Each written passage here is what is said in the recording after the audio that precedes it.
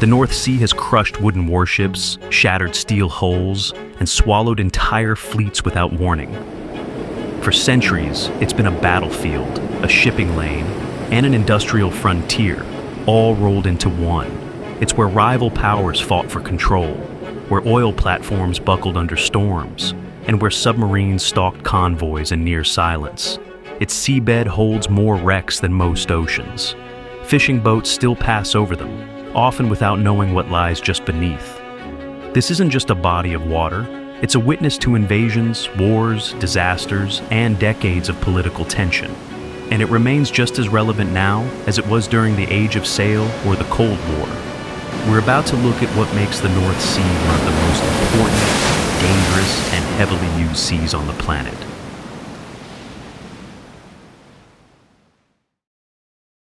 The North Sea sits in a tight pocket of northwestern Europe, bordered by the United Kingdom to the west and the coasts of Norway, Denmark, Germany, the Netherlands, Belgium, and France to the east and south.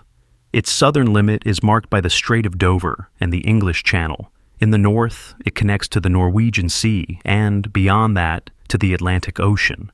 But it also links eastward via the Skagerrak and Kattegat Straits to the Baltic Sea. It covers an area of about 570,000 square kilometers, making it one of the smaller marginal seas of the Atlantic. Despite its size, it has an outsized impact on European weather, economy, and maritime infrastructure. The sea is relatively shallow. Most of its southern basin sits at depths between 30 and 50 meters. The deepest parts lie in the north, particularly the Norwegian Trench, which reaches down to around 725 meters. These depth differences shape everything from storm behavior to where ships can safely travel. The North Sea is not a uniform body of water. It's a layered and segmented system. Maritime nations divided into exclusive economic zones. Pipelines cross its floor, and its shallow shelf is dotted with platforms and wrecks. It's a sea that has been shaped as much by politics and engineering as by geology.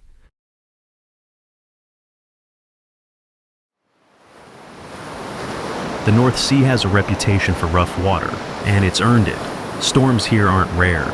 They're part of the climate. Prevailing westerly winds from the Atlantic funnel into the basin, especially during autumn and winter. Because the North Sea is shallow, averaging around 90 meters, it doesn't absorb wave energy the way deeper oceans do. Instead, wind-driven waves build quickly and hit harder. In severe storms, wave heights can exceed 20 meters. The North Sea sits in the path of frequent low-pressure systems. These systems, combined with high tides and strong winds, create ideal conditions for storm surges. The most devastating of these occurred in 1953. A powerful North Sea surge overwhelmed coastal defenses in the Netherlands, the United Kingdom, and Belgium. More than 2,500 people were killed, thousands of homes destroyed, and vast tracts of land were flooded. It was a wake-up call for modern coastal defense planning. On the German coast, the 1962 North Sea flood caused massive damage in Hamburg after storm waters breached dikes along the Elbe River. Over 300 people died, and large areas of the city were submerged. The disaster reshaped emergency management policies in West Germany and led to major upgrades in flood protection systems. In general, the southern and southeastern coasts, such as those in the Netherlands, Germany, and Denmark, are more prone to flooding. That's because they sit at or below sea level and lack natural barriers. In contrast, the British and Norwegian coasts are more elevated, but still vulnerable to extreme wave activity. The North Sea's tidal patterns are another factor. Along the coast of eastern England and up through the German Bight, tidal ranges can exceed 7 meters. These tides interact with the sea's topography, generating strong currents and contributing to complex wave behavior. Weather conditions can shift rapidly. Calm one hour, stormy the next. Fog, sleet, heavy rain, and strong winds are all regular features, especially in colder months. Mariners working offshore rigs or shipping routes between Rotterdam, Hamburg, and the North Atlantic have to navigate not just distance, but constantly changing sea states. Satellite data and radar have improved forecasting, but the sea's unpredictability remains a serious challenge. For commercial vessels, fishing boats, and even naval operations, the North Sea is never routine. Every crossing carries risk.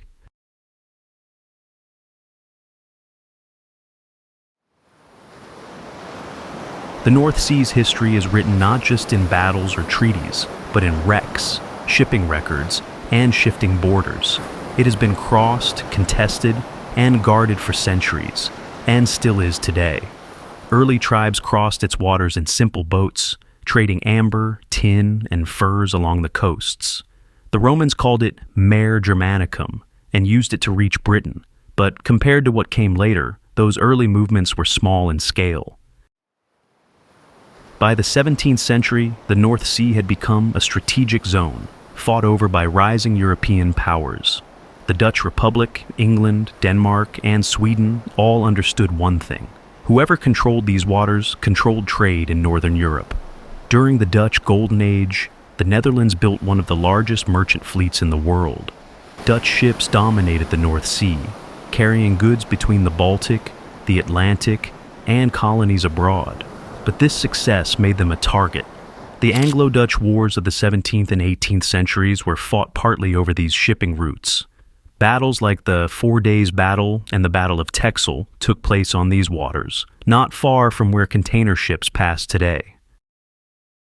In the 19th century, Britain's naval supremacy extended across the North Sea. The Royal Navy maintained dominance, and ports like Hull, Grimsby, and Newcastle became critical to global commerce.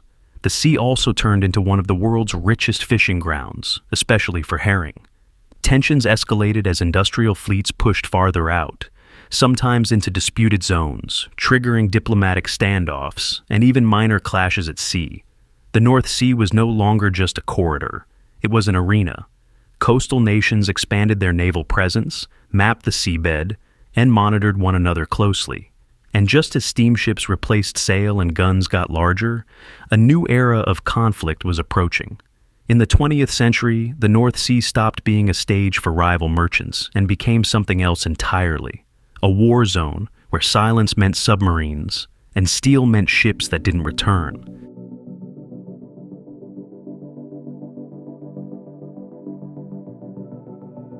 The North Sea has never been forgiving. From the age of sail to offshore oil, thousands of ships have met their end here, caught by storms, sandbanks, enemy fire, or mechanical failure. One of the earliest notable losses was the Mary Rose, a Tudor warship that sank in 1545 during the Battle of the Solent. While the wreck lies south of the English Channel, her story is inseparable from the North Sea naval arms race of the 16th century. Built during the Age of Discovery, she reflects the shift toward larger, more heavily armed warships designed for dominance in northern waters. In 1703, during the Great Storm, one of the worst ever recorded in the British Isles, the HMS Stirling Castle, a 70-gun third-rate ship of the line, was lost on the Goodwin Sands off Kent. More than 200 crew members died. The area has claimed over 2,000 vessels through the centuries, earning it the name the Ship Swallower. Steam power didn't eliminate the risks. In 1895, the SS Elbe, a German ocean liner, collided with another ship in fog and sank in the North Sea, killing over 330 people. It was one of the deadliest peacetime maritime disasters of its era, highlighting the navigational dangers that still plagued the sea, even with modern engines and iron hulls. The 20th century brought 2 world wars and turned the North Sea into a battlefield. During World War I, the Battle of Jutland in 1916 left dozens of British and German warships on the seabed off Denmark. HMS, Queen Mary, Invincible, and Indefatigable were blown apart by shellfire and sank rapidly. On the German side, the SMS Lützow and others were lost. These wrecks lie deep, mostly untouched, seen only by military divers and robotic surveys. In World War II, the North Sea turned into a vast minefield and submarine hunting ground. While the Atlantic campaign grabs most headlines, hundreds of ships were sunk here as well. German U-boats targeted merchant convoys between Britain, Norway, and continental Europe. Over 1,000 merchant vessels were lost across the European theater, and a significant number of those went down in or near the North Sea. Allied warships were no safer. Mines, torpedoes, and surprise attacks near the English Channel, Dutch coast, and North Sea ports claimed dozens. Many smaller vessels, coasters, trawlers, and supply ships were lost without fanfare. Some are still discovered today, decades later, by fishermen or survey crews. In 1979, the Aeolian Sky, a Greek freighter, collided with another vessel in thick fog and sank off Sussex, scattering cargo across the seabed, including brand new Land Rovers and banknotes. The wreck is now a site of interest for divers. In 1980, the Alexander L. Kielland, a semi-submersible oil platform in the Norwegian Ekofisk field, capsized during a storm. A fatigue crack in one of its legs caused the structure to fail, killing 123 workers. It remains one of the worst offshore disasters in history, and a brutal reminder that even fixed platforms are vulnerable in the North Sea.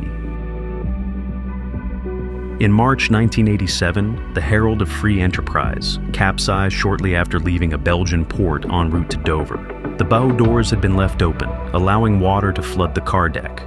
The ship overturned in minutes. 193 people died. Though the disaster technically occurred just outside the North Sea, it sent shockwaves through the maritime world and led to major changes in ferry design and safety regulations. From wooden warships to steel oil rigs, the North Sea has always demanded respect. Its wrecks are not just maritime history. They're political, industrial, and personal tragedies. Many remain unexplored, resting silently under layers of silt, testimony to the sea's long and dangerous legacy.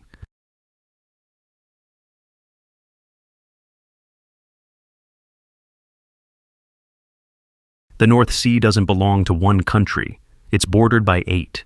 The United Kingdom, Norway, Denmark, Germany, the Netherlands, Belgium, France, and even parts of Sweden have stakes in it. For most of history, these waters were open to anyone strong enough to use them. But by the mid-20th century, that changed. The turning point came after World War II, when oil and gas exploration gained momentum. Suddenly, the seabed had real value, and nations wanted to define what was theirs. By the 1960s, disputes broke out over where offshore boundaries should lie. The North Sea had to be carved up. The solution came through a series of bilateral agreements backed by evolving international law. In particular, the 1958 Geneva Convention on the Continental Shelf, and later, the 1982 United Nations Convention on the Law of the Sea, gave coastal states rights to the seabed up to 200 nautical miles from their shores, or to the midpoint between them in narrow seas like this one. Today, the North Sea is divided into clearly defined exclusive economic zones.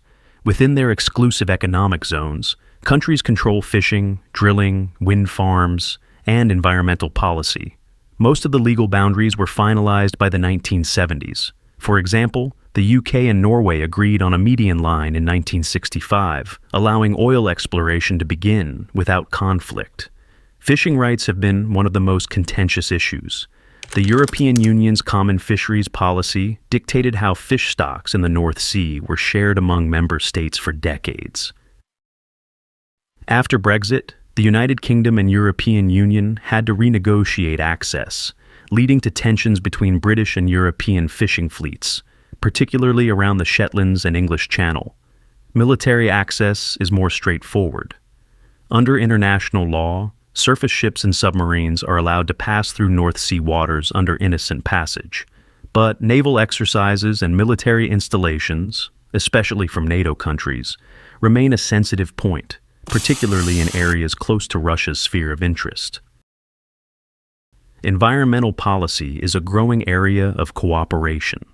Bodies like the Oslo-Paris Convention coordinate efforts between North Sea states to reduce pollution, protect marine habitats, and monitor industrial activity. Still, enforcement varies. Some parts of the sea remain heavily exploited by fishing, shipping, or energy, while others are seeing new marine reserves and conservation zones.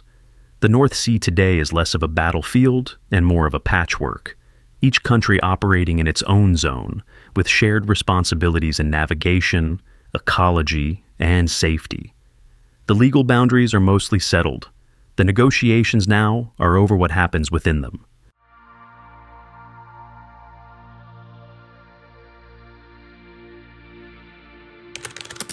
The discovery of oil in the North Sea changed the region permanently. Until the 1960s, the seabed was seen mainly as a source of fish. That changed when geologists confirmed what some had long suspected.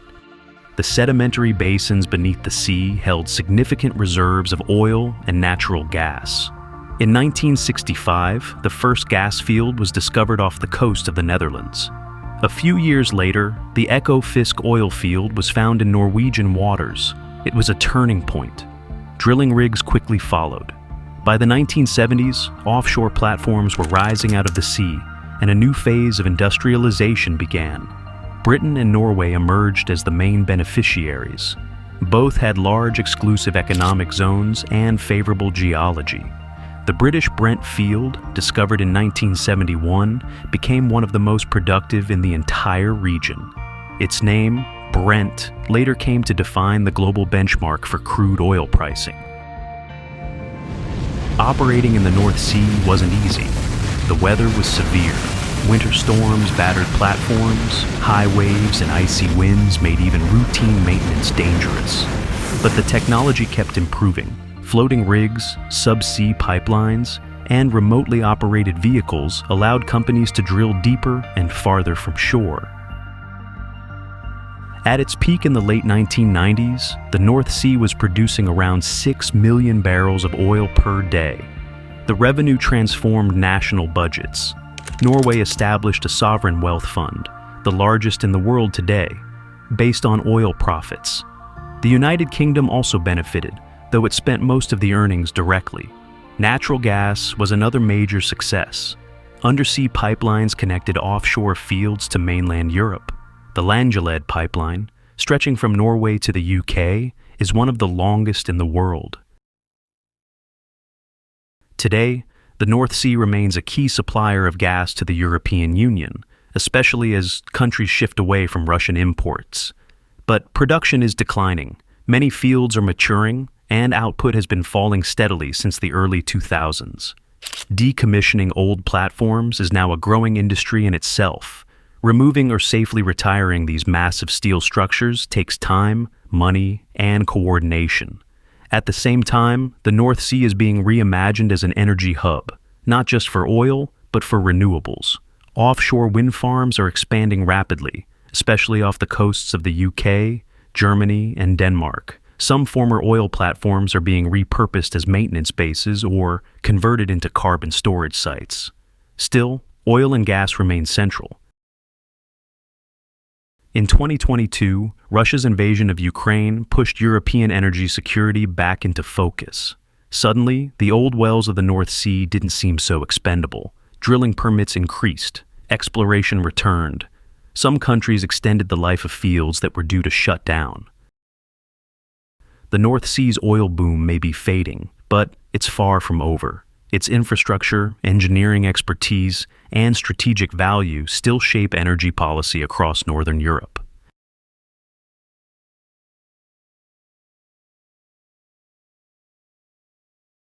The North Sea has shaped economies, borders, and entire chapters of European history. It's been a trade route, a battlefield, a graveyard of ships, and now, a hub of offshore energy and surveillance. From the rivers that feed it to the nations that rely on it, the North Sea is tightly woven into the story of Northern Europe. Its coastlines support millions through ports, tourism, and fisheries. Beneath its surface lie cables, pipelines, and wrecks. Some still dangerous, some part of the record of 2 world wars. The sea isn't calm or gentle, but it remains essential, not just for those who live beside it, but for the broader continent. As Europe shifts toward renewable energy and greater maritime security, the North Sea's importance isn't fading. It's changing. If you found this video informative, subscribe to the channel. There's more coming on maritime history, shipwrecks, mountaineering disasters, and outdoor tragedies. Stories that reveal how people and nature intersect, often with lasting consequences. Thanks for watching, and I'll see you in the next video.